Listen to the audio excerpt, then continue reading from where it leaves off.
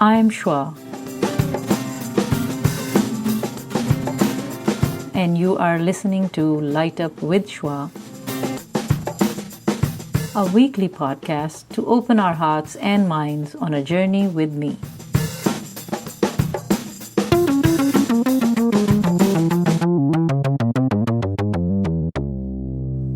Assalamu alaikum ji. Walaikum assalam. Danish Husain. Ji. Good to meet you. And, Same here. Thank you for taking out time and talking to me. You're most welcome. Please tell me about yourself, who you are and what are you doing here?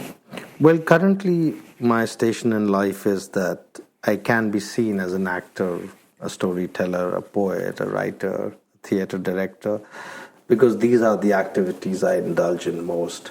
I do not go with any label, and I do not consciously try to project myself as anything. I just do things that interest me, and I just continue pursuing them. Mm-hmm. And it's really for others to see how they see me. But I dabble more in terms of storytelling, acting, writing, direction. Since when are you doing this? Since I've been doing it now for a decade and a half. Okay. As a person. I mean, I used to be a banker once, mm-hmm. and I was an economist. Mm. And in 2002, I resigned from my bank, and I consciously decided to be an actor. So and what made you decide that? Well, I just wanted to be a Superman. I wanted to wear my underwears on my pants. I wanted to tell people I don't have a boring day job. I have something interesting going at nighttime. Look, I saved the world. Essentially, I wasn't good at anything. I was pretty mediocre as a student and as a child. Mm-hmm. So when I decided to wear my underwears on my pants, I really didn't have any idea what would I do. And then it struck me that when I was in college, I used to imitate my professors a lot, and that was a very good number I used to do. A lot of people, including my professors, used to like it. Mm-hmm. Where did you go to college? I was at Delhi School of Economics. Okay.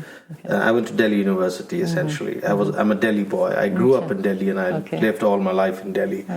So I said, maybe I can try acting. Mm-hmm. I remember there was one particular professor who later on went on to become India's National Economic Advisor and then the chief economist at the World Bank, Professor Qissebaazi. And he was my professor, I used to imitate him a lot.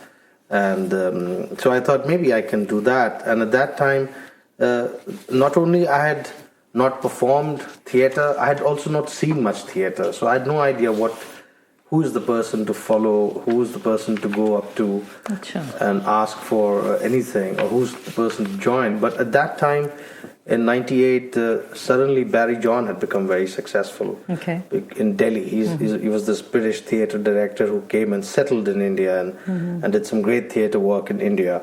And he had become a household name because two of his disciples had become superstars. One was Shah Rukh Khan and one was Manoj Bajpayee. So I thought maybe I should go to him, and I called him up and he said, "Have you done any acting?" I said, "No." He said, "Come over." And I did a 3-month acting workshop with him, and then I started doing theatre with him. And this was 99. And for 3 years, I simultaneously worked in the banks and I did theatre.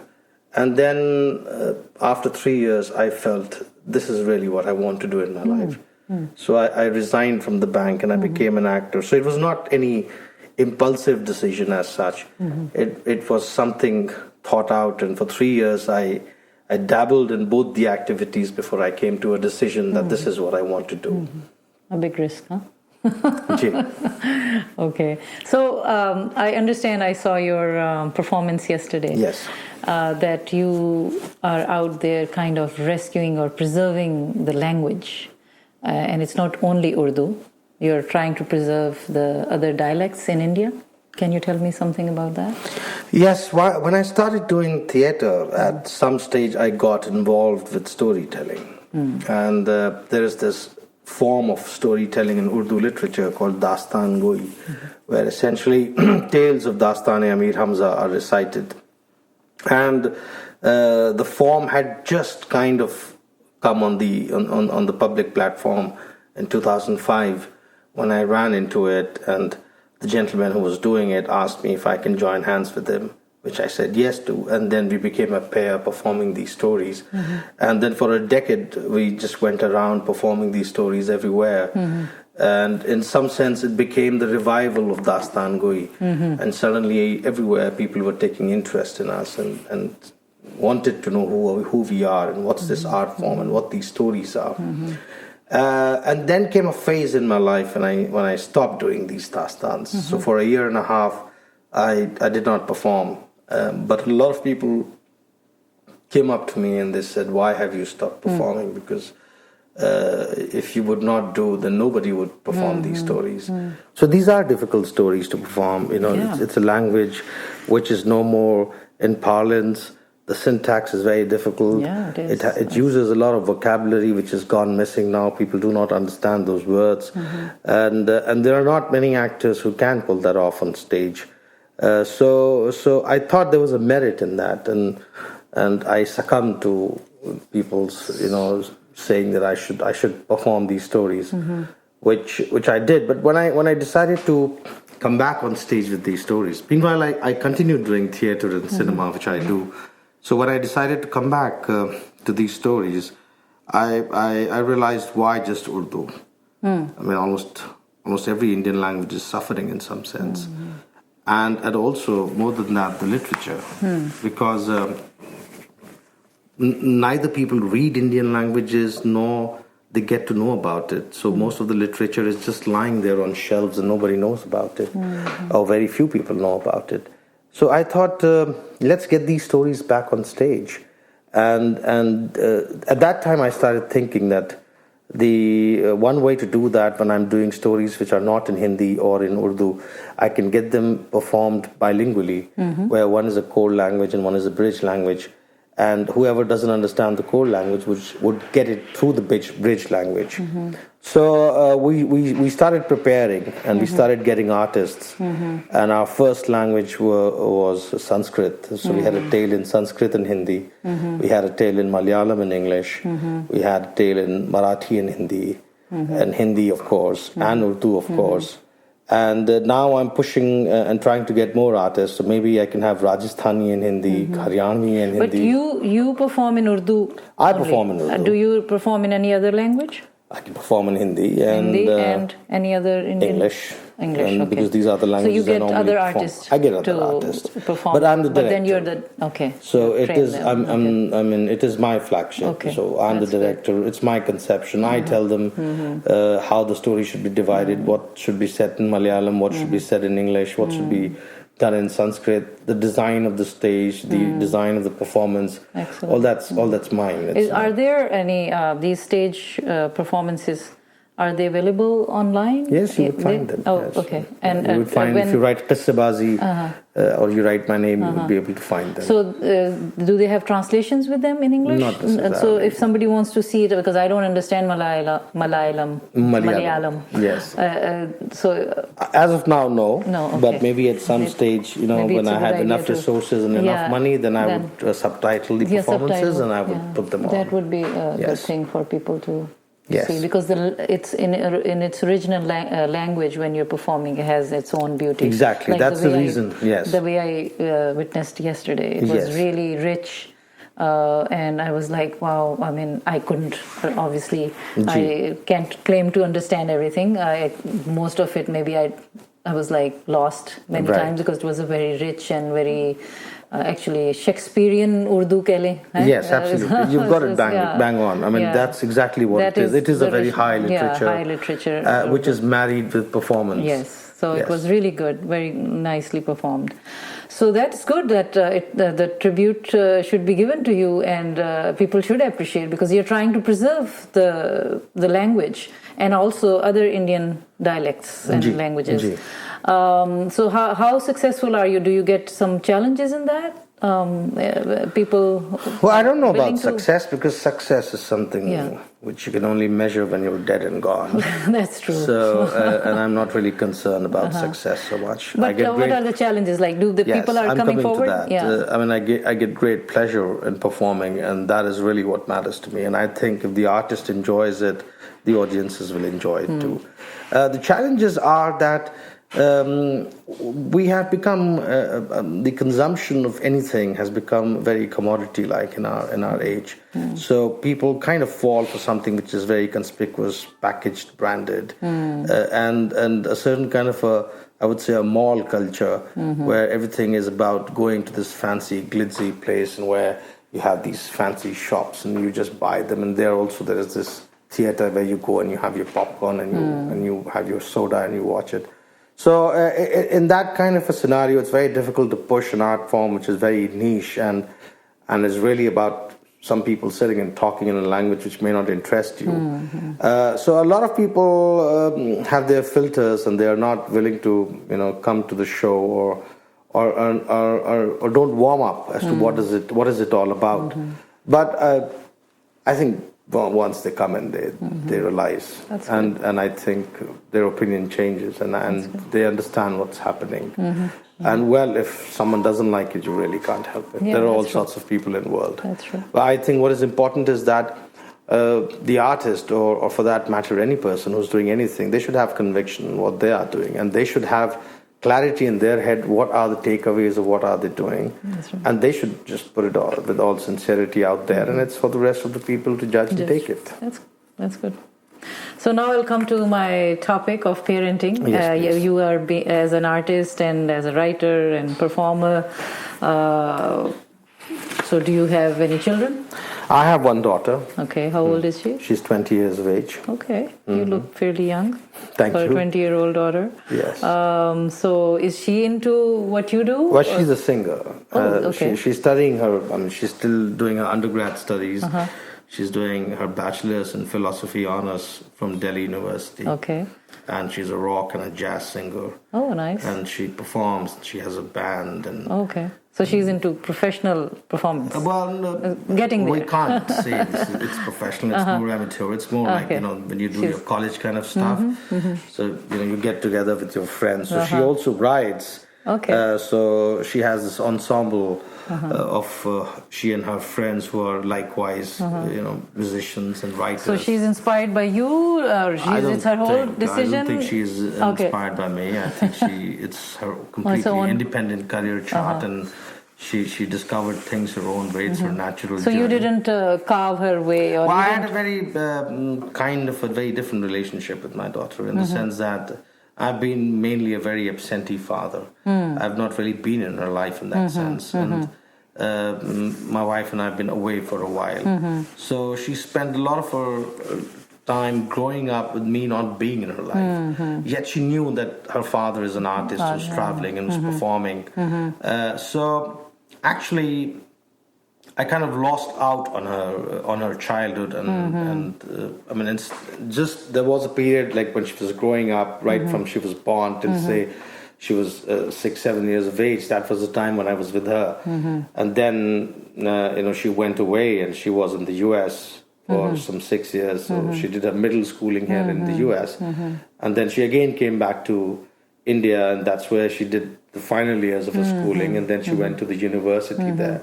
So in a way, in her formative years, I was not around, and I was only this distant figure who would once in a while. So how is your relationship now? My relationship is like any. Are you close to her? Is she close to you? She talks to you. I'm close to her, but she's like, things have changed a lot between our generation and our children's generation. We were very vulnerable. We would be.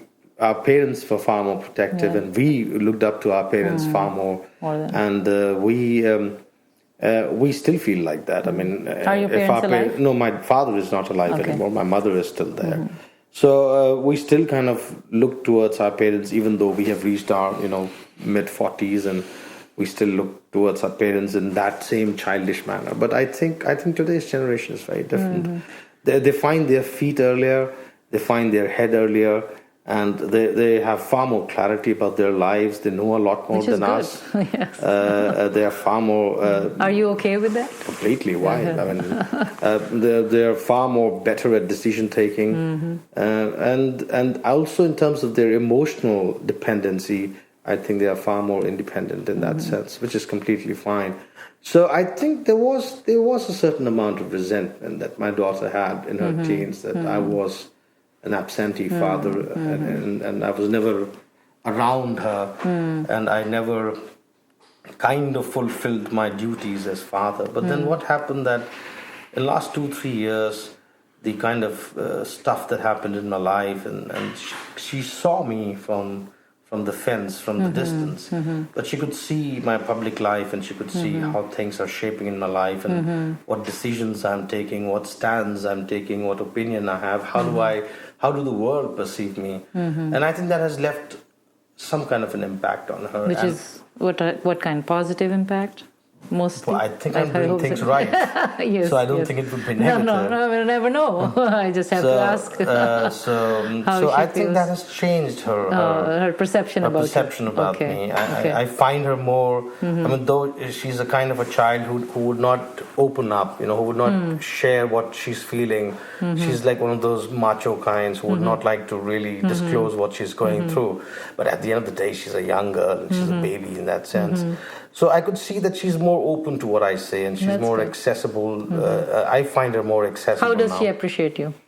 If you may share, how do you know that her perception has changed about you?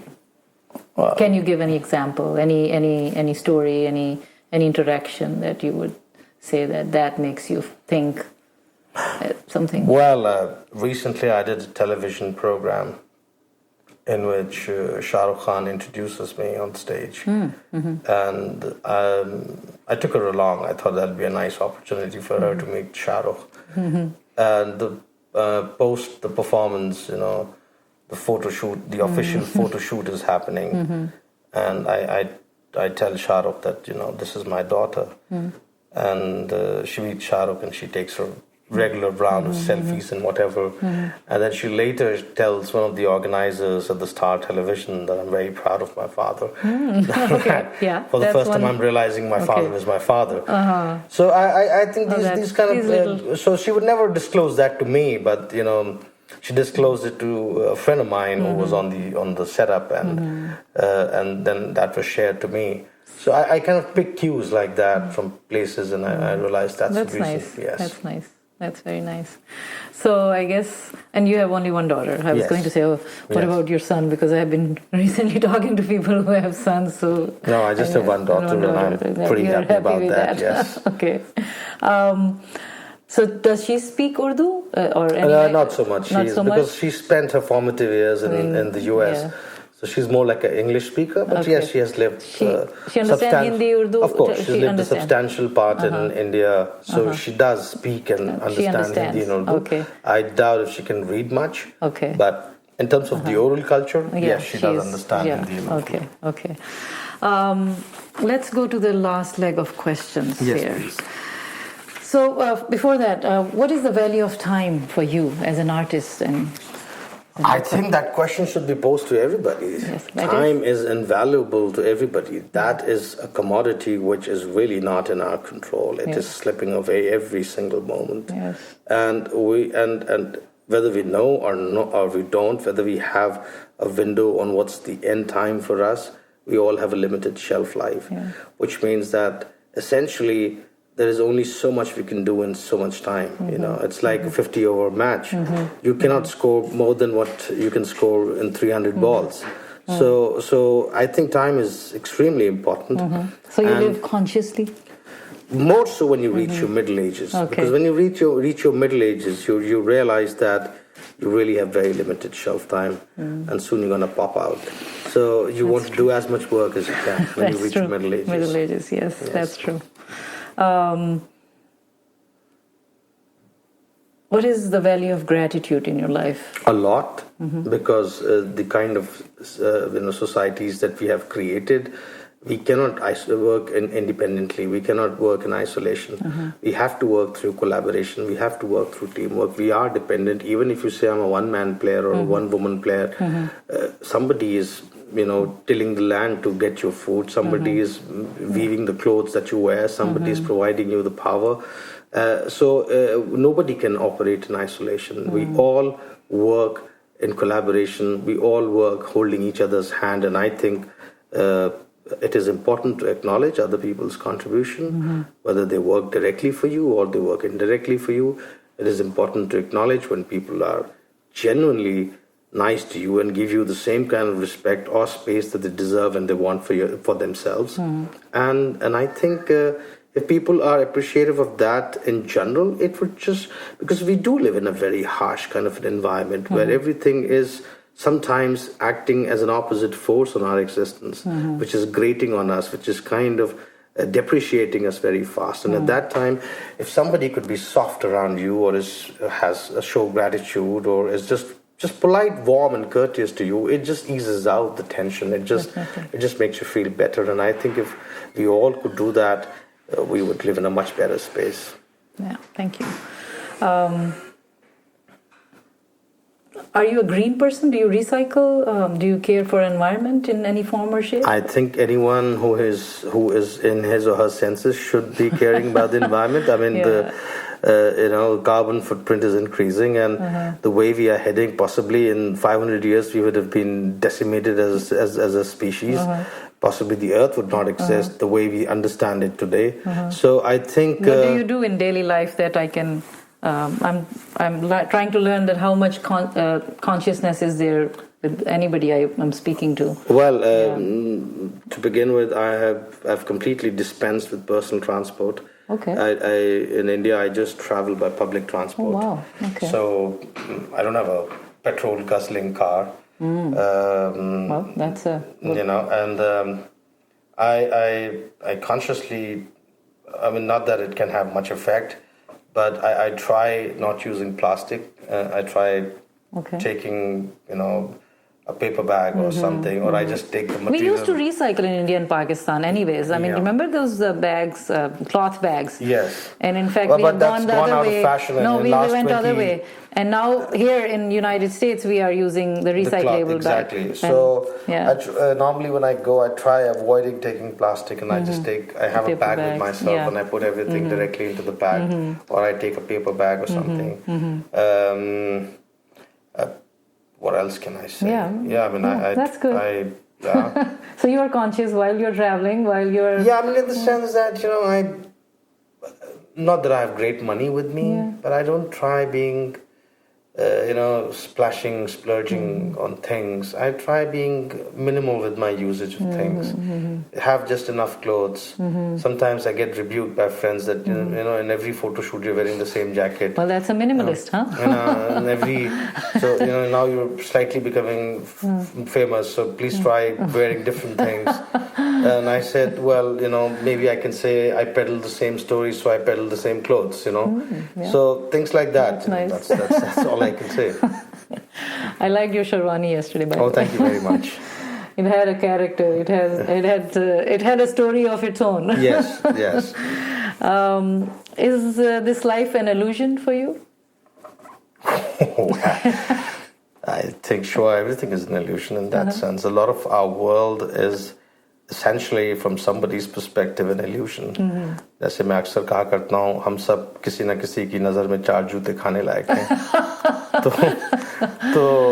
Say it in English also, please. That's good. I wanted to talk to you in Urdu also, but I mean, basically, if we can we all are in somebody's perspective worthy of getting beaten up with shoes and slippers. That's the good. Yeah. So I will make you say something in Urdu at the end. Yes, I want to. I want to speak a little. I think in that sense, what is reality? What is truth? Because it is a shifting perspective. Right now you and I are sitting. Your reality of what I am is this little window that I have with you. Yep. And for that's the truth. But for me, it's a whole different universe. And for me, vis-a-vis your life, it's the same thing. And I just know you from last night and from this talk. Yes. So for me, it's again a small window, and whereas there's a whole universe sitting behind you. Yes. So it is a very shifting perspective, and it really depends upon who's viewing it. Yes. Whose truth are you looking at? That's true. What would you do today if you knew there was no tomorrow? I think that is truthful every day for every person. So it's not that there's going to be one great day of judgment. Anybody can drop dead anytime. Anybody can. So actually, every day, the whole of humanity is living the last day of its life. So I don't think we would do anything different than what we are doing. We would continue. Would you perform more or not perform anything and just lay back? No, for all the profundity, we essentially are creatures of habit. And we just do what is habitual to us. So even if it was the last day, people would eat the same food that they like, they would go to the same place that they go, they would have the same conversations. At the most, what they would do, they would just dig out all their exes and perhaps just pester them more. Look, this is my last day. I want to tell you what happened. Sorry, I love you again. So otherwise, I don't think anything much different is going to happen. That's true. Any message of hope that you would like to give from your experience, that you would like to give a couple of messages to the youth, to the people today in America, the way the world is? Say it in English and then please say it in Urdu also with some words or share or something. I can only say that a lot more wise people have gone before who've given messages. I'm really not the kind of person who gives message. I'm saying just to give message of hope. I tell as an people, artist or anything, as a person. I know. I was giving a performance and somebody asked me something and I said, "Bhai, Mahatma Buddha chale gaye, Muhammad Sahab chale gaye, meri kya auqat hai, duniya sudharunga main." But all I can say this, that hope is really within. And till the time you feel within that you can have another day, the world will have another day. So just go for it. Okay. Just keep making sure that what is inside you, which is making you live for the next day, also becomes the reason for others around you to live for the next day. So hope is really within. Until the time you feel that you can get it, it's happening. And I think that's what we should all strive. If we can, in our little way, make it accessible and easy for someone and make a difference, like the way Rupert Snell says it, if a poem can shift your axis of existence by a certain degree, then the poem is working. So I think if somebody's existence can shift the other person's existence by a degree or two, give them a perspective, ease their lives out, make something accessible and facilitate something for them, I think then it's working. Very nice. Can you say anything, a share in Urdu, and then I will have my last question. भाई गालिब साहब का एक बहुत मशहूर शेर है, ये हम कहाँ के दाना थे, बिल्कुल, हम कहाँ के दाना थे, किस हुनर में यकता थे, बेसबब हुआ गालिब दुश्मन आसमां अपना. Wow. So neither I'm wise nor I'm skilled at anything. I do not understand the reason why the sky has become my enemy. Beautiful. तो मैं तो यही कहूँगा जनाब, यही है. Thank you. And thank you very much. Last question. Yes, please. What lights you up? What lights me up? That's... Yeah, something has to light you up.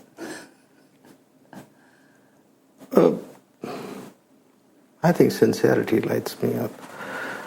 When people are sincere, when they're doing what they're doing to their best ability, when they're diligent about it, that lights me up. Words light me up.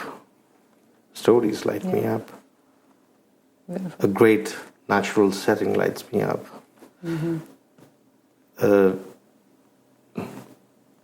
Good speech, good thought, good actions, Nice. Something which just makes life worthwhile. That lights me up.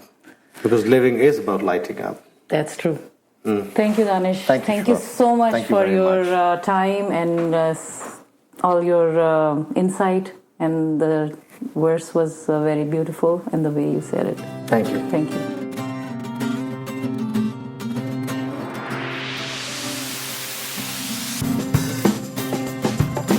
Thank you for staying with me through this exciting episode. Please don't forget to subscribe and stay tuned for the next episode of Light Up with Shwa.